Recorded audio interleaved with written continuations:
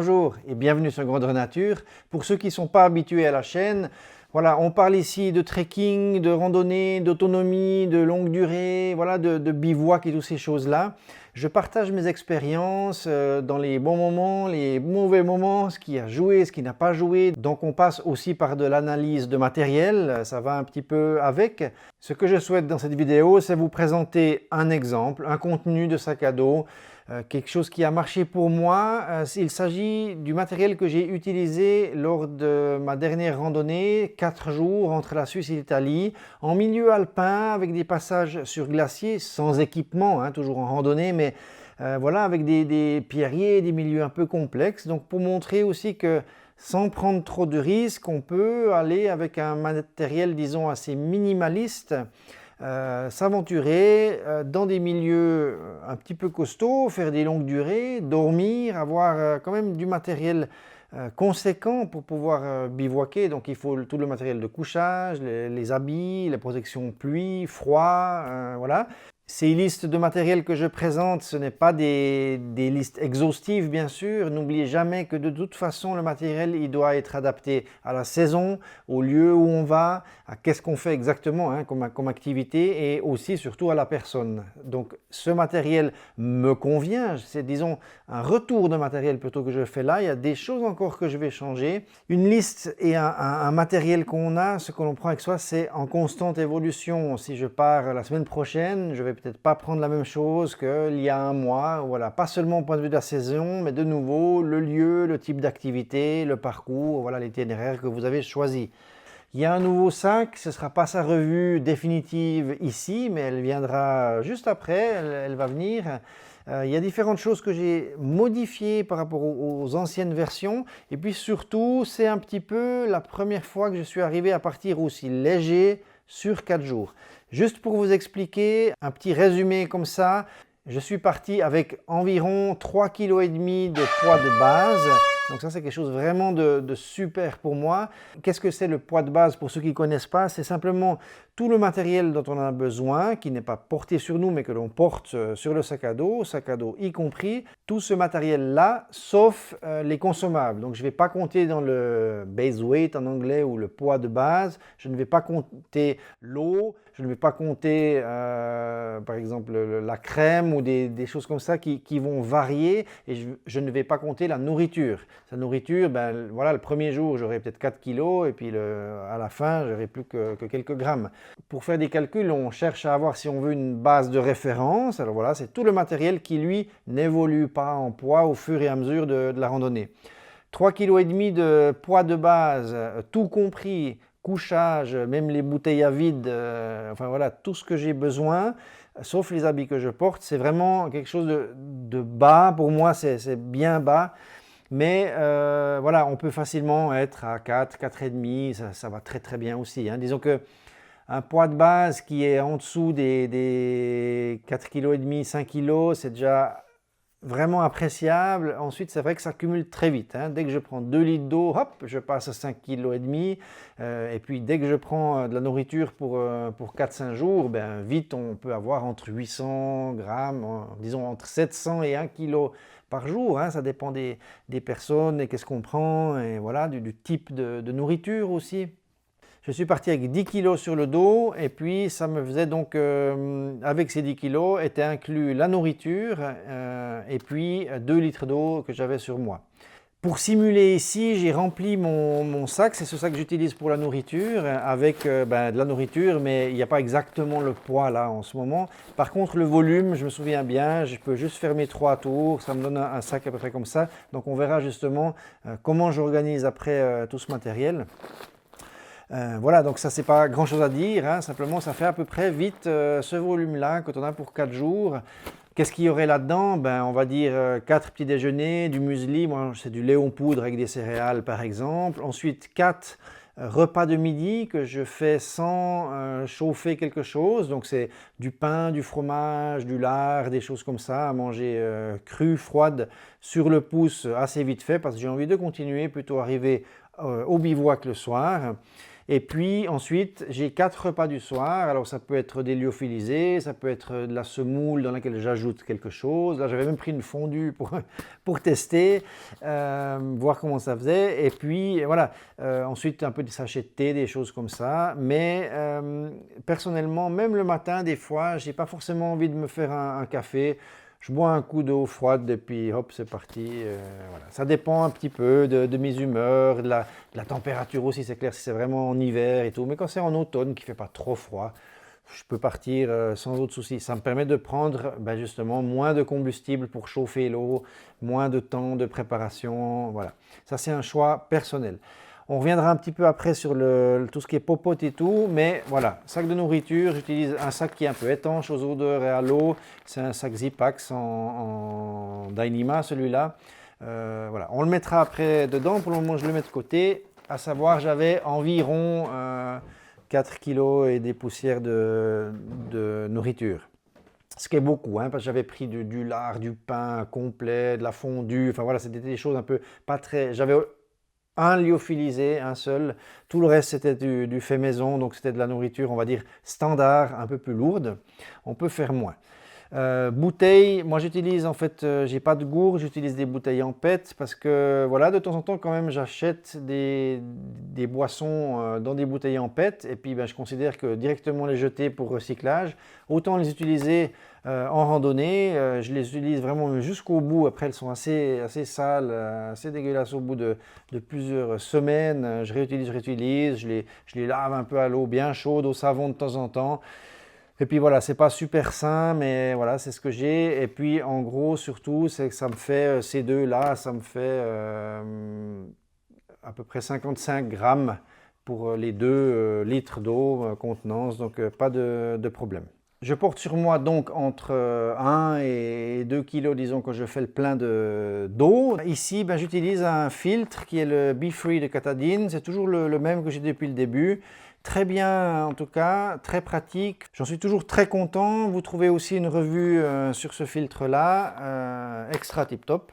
On va parler du matériel toujours que je prends dans le sac à dos, mais je vais juste pour faire un peu de place, enlever un petit peu ce que je portais sur moi. Donc je suis pour la première fois parti en chaussures basses, c'est pas celles-là, elles sont neuves, mais c'est bien la Sportiva TX4. Non Gore-Tex pour qu'elle sèche plus rapidement et puis que mes pieds respirent mieux. Très content de ces chaussures. Vous trouvez une super revue que je viens de faire avec vraiment bien détaillé tout ce que j'en pense, un retour d'expérience, un vrai. Après pas mal de kilomètres sur ces chaussures, je repars avec ça et puis si je peux en acheter quelques paires, les mettre de côté, ce serait super avant qu'ils décident de changer la production, je sais pas quoi, tellement je les apprécie. De nouveau, chacun a son pied, donc elles vont peut-être pour moi, elles iront pas forcément pour vous.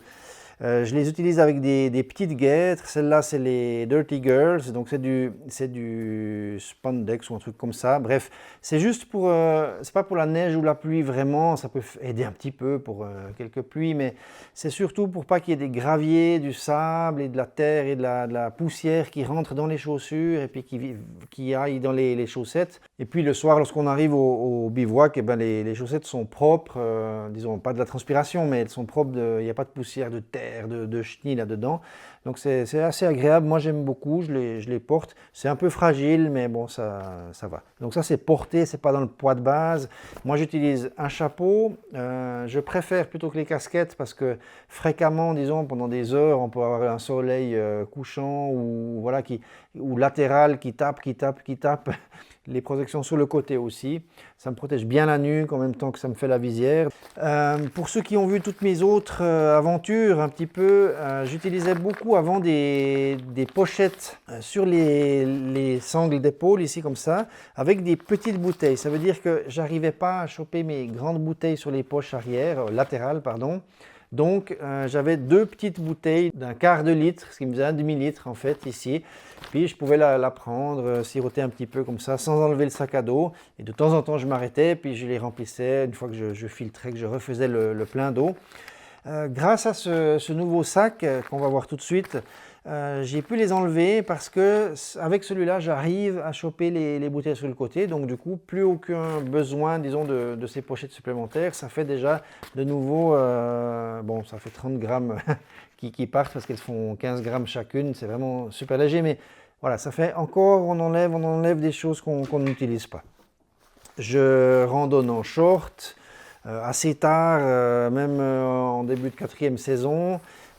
Ça marche bien. Je peux aussi aller en hiver en pantalon, mais disons, voilà, sur des longues distances, en tout cas sur tout ce qui est 3 saisons, je vais en short. Et puis si vraiment j'ai un coup de froid, je peux pour un petit moment juste passer un col ou comme ça, mettre vite mes pantalons de pluie. Ce qui fait coupe-vent, c'est largement assez pour que je sois bien. Et puis si vraiment il fait très très froid, ben, j'ai encore des collants que je peux mettre, qui sont en fait les collants que j'utilise aussi pour dormir. Donc des shorts, très bien, c'est toujours les mêmes, hein, les Jack Wolfskin, tip top, ils tiennent bien, ça fait 3 ans que je les mets, ceux-là, pas un truc qui s'est décousu ou qui est là. Vous savez que je suis normalement adepte de randonner avec des chemises parce que j'aime bien pouvoir remonter les manches, ouvrir, voilà, enfin, remonter le col si vraiment il y a le soleil qui tape ou qui fait froid. C'est vrai que j'en ai porté énormément. Là, j'ai fait un petit changement pour cette rando-là, déjà parce que c'était en fin septembre presque.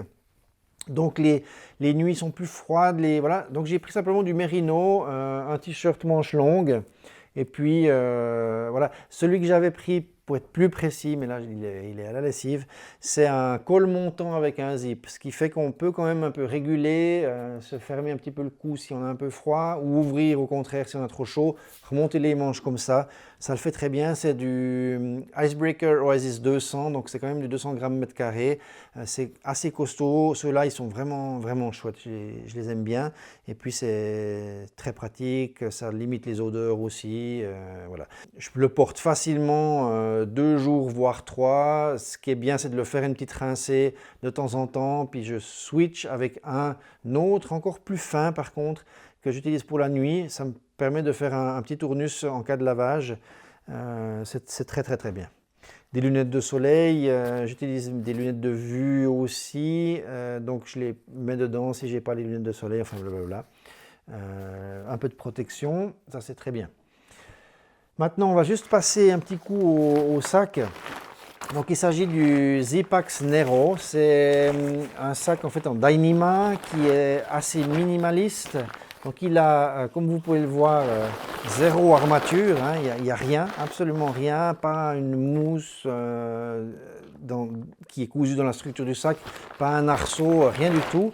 La seule chose qu'on retrouve ici, c'est un petit pad en fait pour s'asseoir aussi, qui est coincé par ces élastiques. Alors ça fait un peu chenille, ça l'est un peu, je dois dire. Mais ça fait juste un petit capitonnage comme ça contre le dos qui protège un petit peu des éventuelles choses un peu dures que vous auriez mis ou mal arrangées peut-être dans le dos, dans le sac. C'est clair que ce genre de sac à dos, pour bien les remplir, il faut le faire en pleine conscience et puis savoir comment déjà on équilibre tout le sac, mais aussi qu'est-ce qu'on va mettre contre le dos. Enfin, il faut un peu réfléchir à tout ça.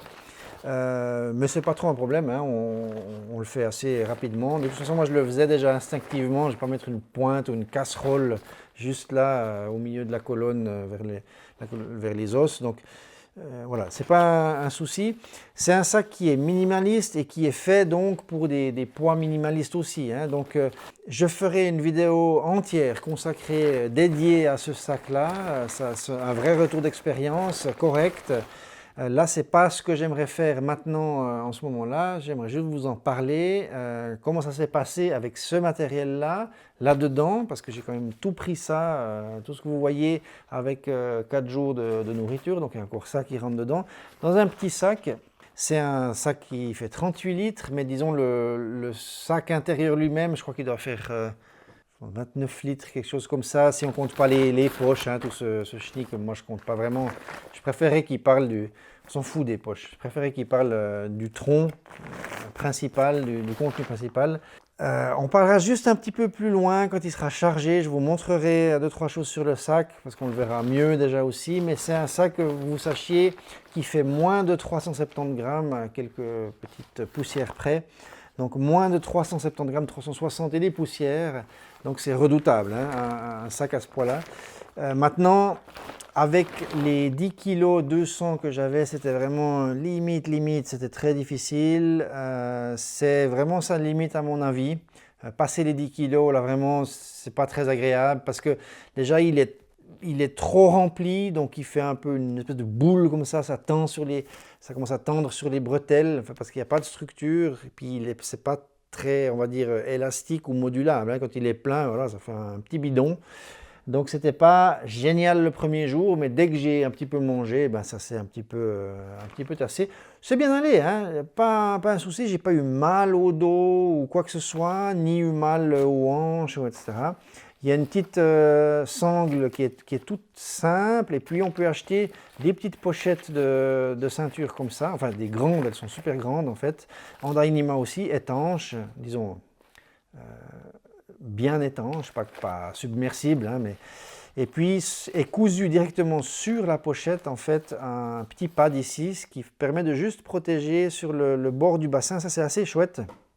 Sinon il n'y a pas d'autre renfort, hein. C'est vraiment ce petit matelas là qui fait la protection juste sur les reins, mais il remonte un petit peu. C'est pas un truc top, hein. C'est pas fait justement pour porter des gros poids, donc voilà, 10 kg à mon avis, 4 jours en autonomie, ça passe avec ce sac, ça l'a fait relativement bien. Tout bien, on y reviendra après.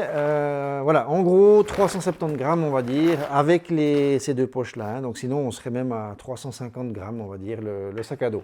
Donc c'est assez redoutable. Il est un petit peu modifié déjà, j'ai fait 2-3 modifications, on en parlera une autre fois dans vraiment sa revue personnelle. Je suis parti sinon avec deux bœufs, comme toujours. J'en utilise un des fois en écharpe, l'autre ça peut être différentes utilisations, mais j'en prends deux parce que ça peut me faire un bonnet et une écharpe suivant le milieu, qu'est-ce qui peut m'arriver. De plus, la nuit, ça me fait une tête d'oreiller, et puis ça peut me faire un bonnet aussi, que je peux vite enfiler. Enfin voilà, différentes fonctions, utilisations. Les bœufs, c'est les deux en mérino, mais il y en a simplement un qui est super léger et fin et court, puis un autre qui est un peu plus costaud et un peu plus long, qui permet de doubler, même tripler une bande sur les oreilles, plus avoir 2 fois le tissu sur la tête. Donc c'est assez polyvalent et c'est vraiment pas grand chose. Par rapport à tous les poids, je vous ai donné le poids de base en gros. Je vais mettre un lien vers ma liste Lighter Pack. C'est en fait un site qui est assez intéressant, qui permet de répertorier tout ce qu'on a dans le sac à dos, prix, poids, des liens vers l'article si vous voulez soit l'acheter, soit avoir plus d'infos sur un site ou compagnie. Pour continuer dans tout ce qui est habillement, ben, j'ai un caleçon de rechange, donc je pars avec 2 caleçons. Et puis j'ai un matériel, disons, plutôt de couchage ou de coup de froid, donc il faut que je m'habille un petit peu plus, ou de rechange si je fais un petit coup de lessive. C'est un t-shirt manche longue mérino, col roulé avec un zip, mais très léger, hein, ça c'est du 150 je crois, et puis même du 120, je crois que c'est du 120, donc c'est vraiment super fin d'ailleurs. Des fois même en le mettant, je fais des trous avec mes pouces parce que je force un peu, je suis un peu brutal parfois. Et puis ça c'est un Felke, comme les bas de ces dames, là, les mêmes marques, c'est un bas chaud, warm, là, en synthétique pour le bas, qui me fait donc des habits, on va dire, de rechange. Pas de t-shirt de rechange, ça veut dire que j'ai un t-shirt de nuit et mon t-shirt ou chemise que je porte la journée. Puis à moi, ben, ma foi, de rincer, de faire un petit switch. Voilà, c'est pas toujours super dingue, mais en rinçant le soir, puis en faisant un petit tournus, on arrive très bien à se débrouiller. Et puis ben, le mérino, voilà, on peut accepter d'être 2-3 jours dans le même truc. C'est pas grave, on est tout seul en montagne. C'est pas très grave, ça fait simplement que ça shoot vite 200 grammes d'un autre t-shirt de rechange ou des choses comme ça. De toute façon, j'en ai 2, j'ai pas besoin de plus que 2. Hop là, ensuite une paire de chaussettes de rechange. Donc j'utilise des chaussettes 100% mérino de chez Darn Tough. J'en ai déjà parlé, non c'est pas vrai, j'ai pas fait de revue encore, mais j'en ai déjà parlé dans mes listes de matériel, mais je n'ai pas encore fait de revue. Garantie à vie, si elles ont un trou, vous la renvoyez, on vous renvoie une paire neuve sans discussion. Ensuite, tout ce qui est toujours habillement, ma Torrid Apex de chez Enlighted Equipment, j'en suis très content. C'est donc une doudoune relativement légère, toujours un poids et compagnie. Soit ils s'afficheront là, soit vous allez voir dans la liste, c'est un lien avec tout est répertorié. C'est tout léger, c'est du synthétique, donc ça permet même en effort de pouvoir quand même la mettre. Il n'y a pas de risque, disons, on va diminuer ses propriétés isolante, c'est sûr, même si elle est mouillée, ça va quand même descendre un petit peu, mais pas autant que tout ce qui est plume naturelle, qui là vraiment, une fois que c'est mouillé, on peut perdre presque complètement l'isolation. Donc c'est pour ça que je suis passé sur du synthétique, pour avoir moins peur en fait de l'eau avec ma doudoune. Une veste de pluie, il s'agit ici de la Montbell Versalite. J'en ai fait une revue vraiment très détaillée et complète, que vous pouvez retrouver aussi un lien ici. J'en suis super content, elle a des zips sous les bras pour un peu d'aération, voilà. Elle est très imperméable à mon goût, bien respirante, voilà. J'ai plusieurs fois parlé dans ces revues de vestes de pluie. On ne peut pas être complètement imperméable et complètement respirant, ça n'existe pas, c'est du marketing, mais il y a des tissus qui aident un petit peu à mieux respirer, un petit peu évacuer une certaine vapeur d'eau, mais quand on est en plein effort, il ne faut pas rêver, ça sature et puis forcément on va être mouillé dessous si on n'arrive pas à faire des ventilations naturelles comme ouvrir la veste un peu ou ouvrir sous les bras pour que pas mal de vapeur puisse échapper. Donc c'est une veste assez concluante pour ça, elle est toute légère, même pas 200, et puis c'est vraiment super voilà, concluant. Moi j'en suis très content, mais c'est aussi fragile, hein. C'est fin, c'est léger, voilà, il faut le savoir. Pantalon de pluie, les Outdoor Research Helium, donc ça c'est toujours ceux que j'ai. Ils sont superbes, ça va bien, pas de soucis. Je ne les mets pas tant que ça parce qu'il faut vraiment qu'il pleuve fort ou bien qu'il fasse un peu froid, mais ils font très bien leur job, j'en suis très content. De nouveau, c'est relativement fin, assez léger, 170 grammes, je crois, le pantalon, un truc comme ça. Matelas, il s'agit ici du Tamarest Neoair X-Lite, le normal, donc le long, hein, qui fait 1,85 m par 62, je crois, de large, ou même plus. Le truc, si on veut, c'est que moi j'ai fait des essais avec des matelas courts de 120 et puis un bout de mousse encore. Et franchement, comme je suis un gars qui dort dans tous les sens, sur le côté, sur le dos, sur le ventre, voilà, je me retourne sans arrêt. Ça n'a pas très bien marché. Il faudrait que je trouve un moyen de pouvoir les solidariser parce que sans arrêt ça bouge. Je me retrouve le cul en fait entre le matelas et l'autre en mousse, donc sur rien du tout, les hanches. Il y a un truc qui joue pas. Je suis revenu à mon matelas long, c'est une pièce, boum, surtout je suis large d'épaule, ça fait plus que 50 cm, donc du coup j'ai les bras qui tombent quand je suis sur le dos en dehors du matelas, ça me gonfle un peu. Avec ça je me sens beaucoup mieux, je dors beaucoup mieux, que je me retourne dans tous les sens, voilà, j'ai vraiment de la place. C'est clair que je porte en tout cas 250 grammes de plus, hein, mais voilà, moi je trouve que ça les vaut. De nouveau, dans l'ultra léger, même si on est en ultra léger, on peut aussi avoir des choses qui peuvent un petit peu bouger vers le un peu plus lourd. Voilà, l'ultra léger, c'est être le plus léger possible par rapport à soi-même et puis son confort et ce qu'on accepte de faire. Ça, c'est ça qui est important. Et puis si vous vous sentez bien comme ça, il faut continuer, il n'y a pas de souci.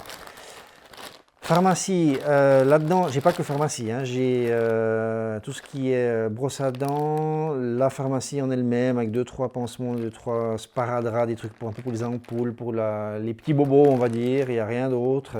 Et puis une trousse ici, la verte qui est pour argent, clé de voiture, enfin ce genre de choses. Documents et compagnie. Donc tout ça, vous voyez, c'est tout petit, hein. Là il y a beaucoup d'air surtout, mais c'est tout petit, en gros, tout compris, là, il y a peut-être 200 grammes. La popote, toujours un Matox, la 700, basse et large, donc c'est vraiment la light. Elle pèse, je sais plus, voilà. De nouveau, vous trouvez tout ça, 82 grammes, voilà, 82 grammes. Un petit chiffon, d'essuie, etc. Sur cette rando de 4 jours, j'ai fait entre Suisse et Italie, dont je parle avec ce matériel-là que j'avais emmené.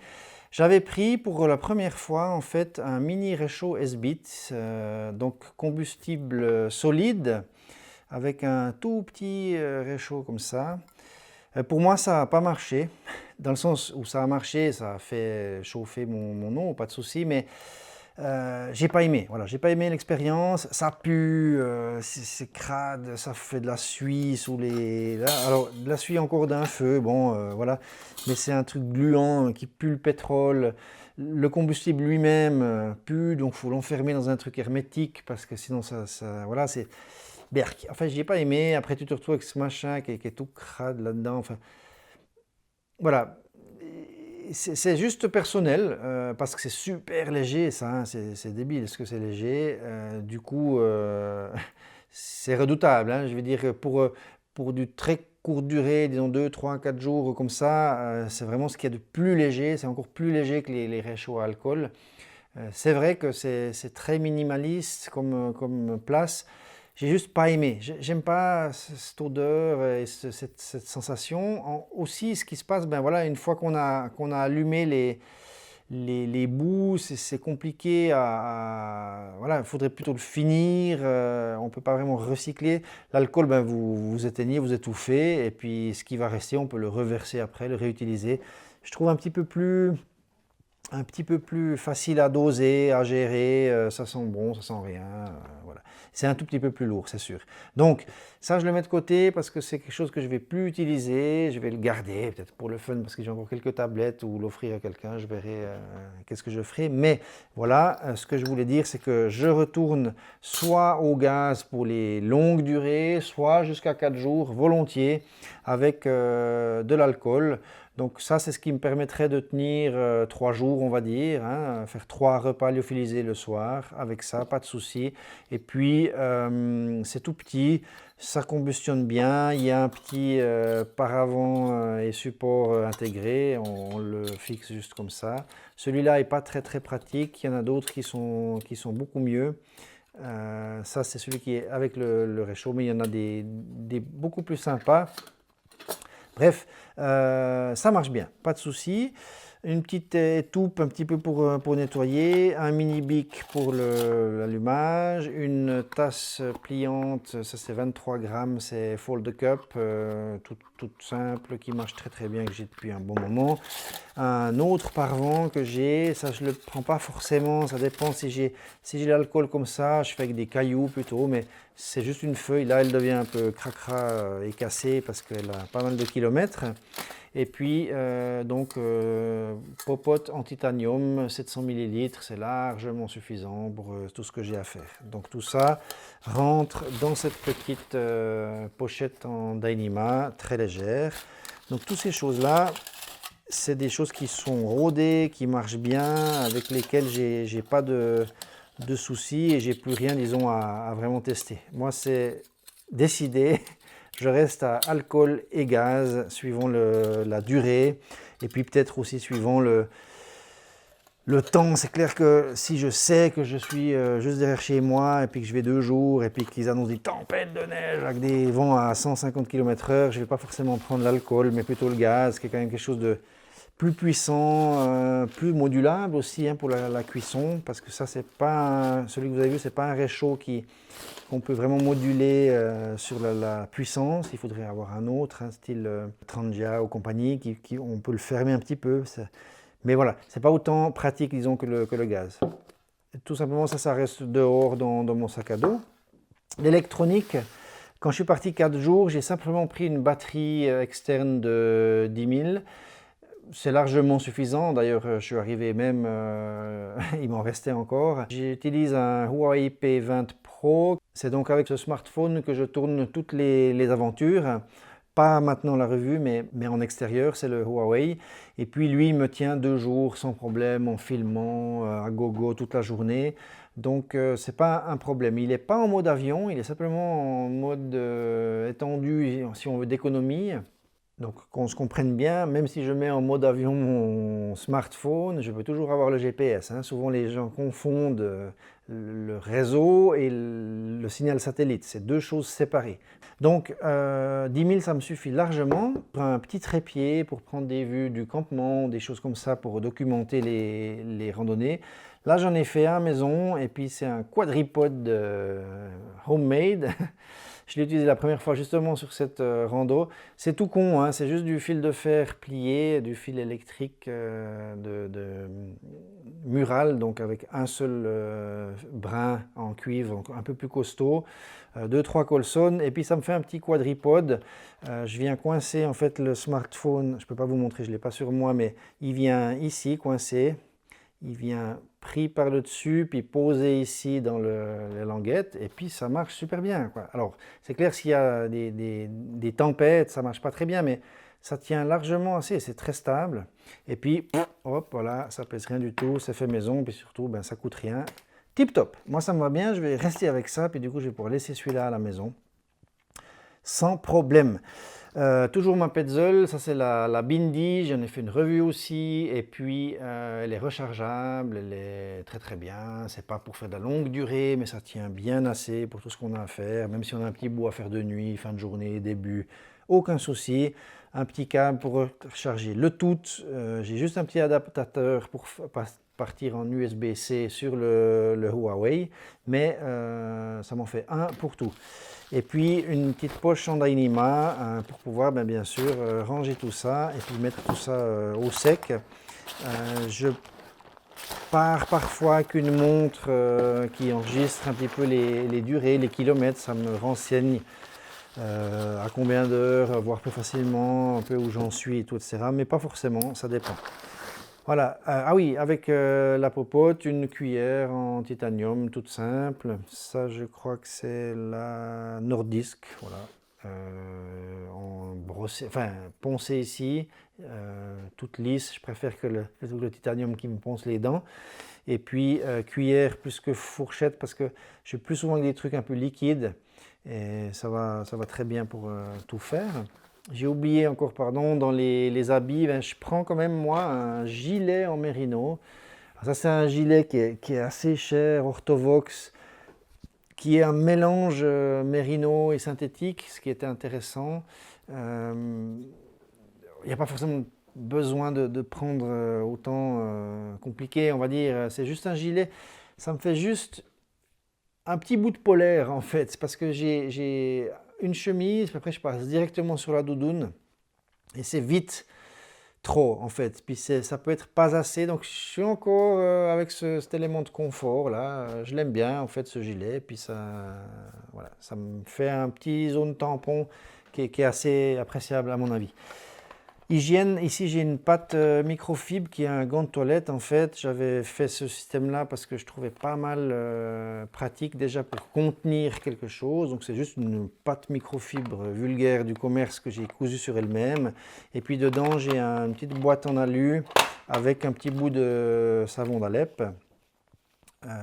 Voilà, il n'y a pas besoin vraiment de beaucoup, hein, même pour 3 semaines, vous prenez un petit bout de savon comme ça suffit. De temps en temps on fait la lessive, on se nettoie, puis de temps en temps on peut aussi se payer dans un ravitaillement, si on fait un jour off, une petite chambre, une auberge, et puis on prend une douche, et puis on prend un peu de savon là-bas s'il y en a et tout.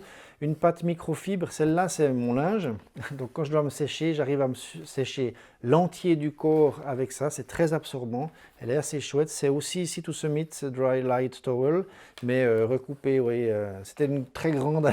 Et puis, au fur et à mesure de l'allègement, voilà, je me suis dit, bon, je me sèche complètement, et puis en prenant un coin, puis je regarde quelle surface j'utilise.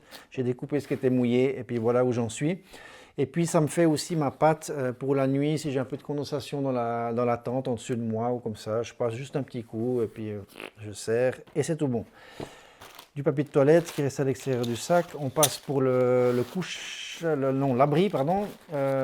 Donc ça c'est la Zipax Duplex. Vous trouvez aussi une revue très complète avec Dyneema. C'est une tente qui est montée avec les bâtons de marche. Donc c'est pas une freestanding, elle tient pas toute seule. Il faut avoir des bâtons de marche ou un bout de bois ou quelque chose pour pouvoir la monter. 2 en fait. Et puis ici, j'ai 8 sardines en alu. C'est de l'alu DAC, DAC, et c'est pour moi les meilleures sardines que j'ai trouvées, les seules sur lesquelles je peux taper comme un seau pour pouvoir les enfoncer dans le sol en milieu alpin. Et c'est une chose qui est vraiment essentielle, parce que sinon, ben voilà, vous êtes un peu embêté. Un petit sac en Dyneema pour porter le tout. Il y a 97 grammes ici, tout compris. Sardines, sac. La tente, elle est en 580 avec un tapis de sol en polycrio qui est inclus ici. Donc c'est, allez, on est à 600 grammes la tente 2 personnes. Voilà. Du coup, à 600 grammes la tente, ben, j'ai le luxe d'être tout seul dans une tente de 2 personnes, ce qui est magnifique. Mon sac de couchage, alors là, je l'ai mis dans un sac, mais il ne sera pas dans un sac comme ça, étanche. Juste pour le contenir, parce que sinon il s'ouvre sur la table et puis on ne se voit plus. Il s'agit de l'Enlighted Equipment Revelation. C'est un 0 degré confort. C'est largement suffisant pour 3, voire un bout de la 4e saison. Si on s'habille bien, on peut descendre un petit peu plus bas.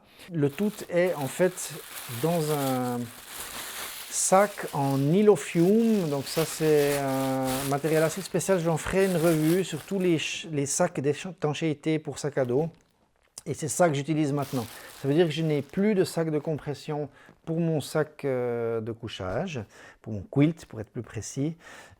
J'utilise simplement un grand sac que je mets dans le sac à dos, et puis ensuite ben, je vais d'abord mettre mon sac à dos tout au fond, je vais le tasser, je vais venir ensuite avec mes habits de rechange de nuit, je vais les tasser, et puis je vais mettre encore, qu'est-ce que je mets dedans? Je mets la doudoune, la veste de pluie à l'extérieur, et puis je vais mettre encore voilà, l'électronique, et puis c'est à peu près tout. Ensuite je vais, ah oui, puis ce qui nécessite un petit peu d'être au sec. Ensuite je vais compresser, vider l'air, faire un petit nœud, et puis ça me donne à peu près la moitié du sac. Je viens par-dessus après avec les autres choses, la popote, je finis par la tente et la popote, la nourriture, puis je finis par la tente. En haut, c'est la première chose que je vais déballer et avoir besoin vraiment en arrivant, avec une polaire, et puis le sac en fait. Le sac, lui, je le mets contre le dos, j'ai oublié de dire, mais voilà. Je vais vous montrer tout ça maintenant, on va pacter tout ça et voir un petit peu que ça peut rentrer là-dedans surtout.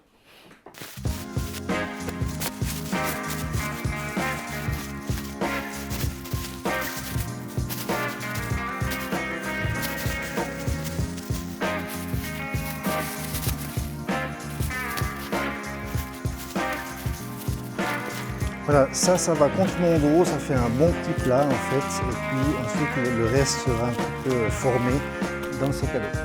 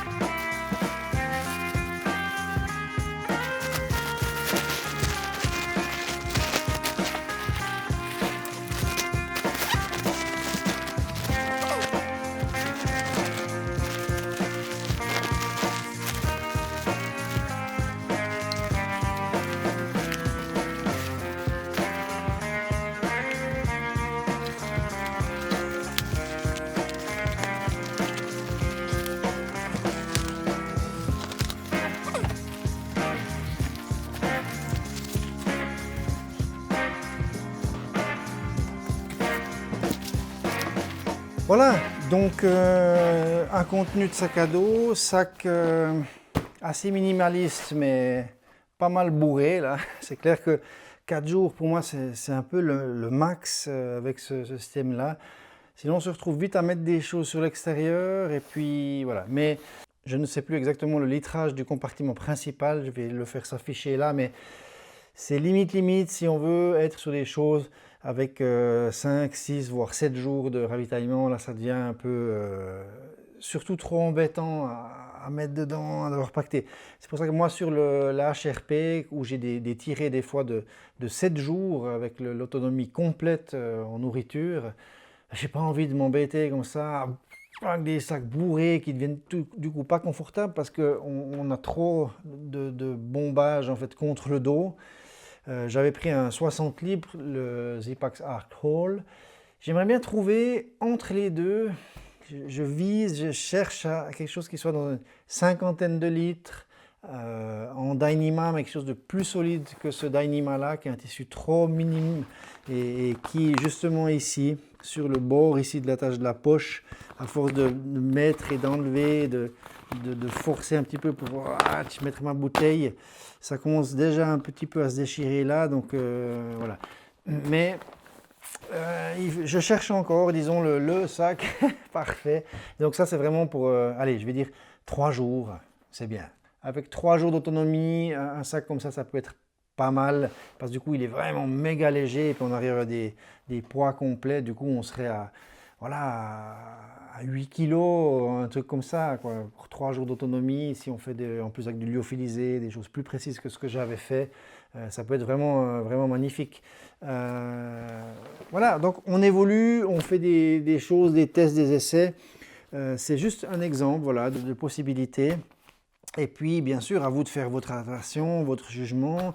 Ça m'intéresse aussi, savoir au point de vue des sacs, qu'est-ce que vous en pensez. Si quelqu'un connaît un sac 50 litres léger, ça veut dire j'aimerais être en dessous de 700, parce que sinon moi j'ai un 62 litres à 700 grammes, qui est le Zipax Arc Hall avec toutes les poches et tout le tralala. Donc, si vous avez des idées, il y en a, hein, il y en a pas tant que ça, mais il y en a quelques possibilités avec un soutien un petit peu plus que celui-là, du coup. Enfin voilà, il y a des recherches à faire. J'espère que ça vous a plu. Disons, vous avez pu voir un petit peu le matériel que j'avais là. Et puis, si vous avez des questions, n'hésitez pas, posez-les. D'ici là, bonne randonnée. D'ailleurs, prochaines aventures, ce sera aussi raquettes, neige, bivouac en neige, avec du matériel ultra léger. Dans des extrêmes, on va aller un petit peu taquiner comme ça, et puis je vais tester aussi les températures vraiment très très basses dans ce qu'on appelle la petite Sibérie de la Suisse, qui s'appelle la Brévine, qui est juste là derrière, pas très loin de chez moi, un site sur lequel les moins 41 avaient été enregistrés, et puis on est fréquemment à des moins 30 en hiver. Donc on va aller tester ça cet hiver, je vous prendrai avec moi, et puis on ira rigoler un petit coup. Allez, à de prochaines aventures et surtout prudence, bonne randonnée et à bientôt. Ciao, bye bye.